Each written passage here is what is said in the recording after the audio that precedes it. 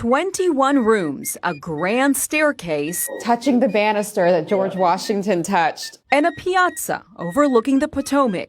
Before there was ever a White House, there was Mount Vernon, the plantation estate of George and Martha Washington in Virginia.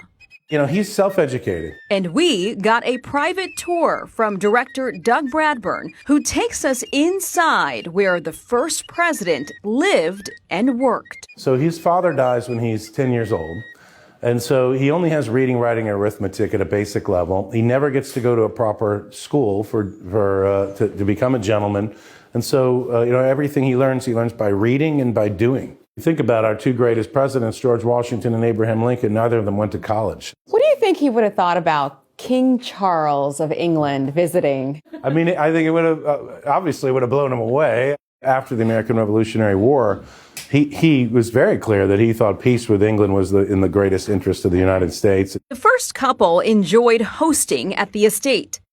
We have a recording that had over 680 people stay in that house in 1 year. But entertaining may have contributed to Washington's death. So, Doug, we're standing in the master bedroom, and this is actually where George Washington passed away, right? Tell me about that fateful day. Yeah, it's a powerful story and a great room. This is the bed that he actually died in.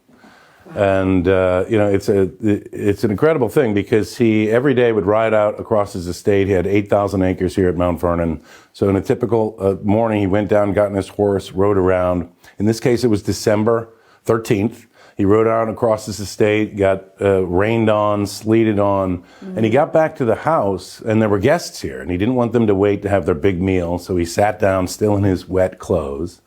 And so that evening, he started feeling a little ill, a little sore throat, and it just got worse and worse. George Washington died from a throat infection at 67 years old. Not far from the house, down a dirt path, is George and Martha's final resting place. Now, I was always told he was supposed to be buried at the Capitol. What happened? The Congress asked the President of the United States, John Adams, to ask Martha Washington if he could be buried in the new Capitol building.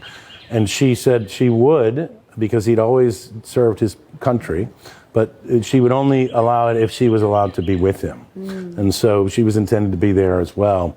She passes away in 1801. The bodies are never moved to the Capitol. While our nation's founding father will never meet the thousands of Americans who visit his tomb every year, I now make it my earnest prayer that God would have you and the state over which you preside. You can't help but feel a tangible connection to him through a nation born not of a single man, but a shared belief.